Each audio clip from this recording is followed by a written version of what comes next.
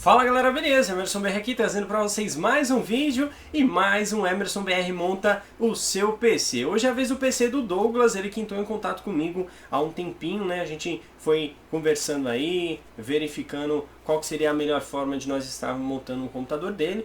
Primeiramente agradecer a confiança, né, que ele depositou em mim para estar montando um PC dele.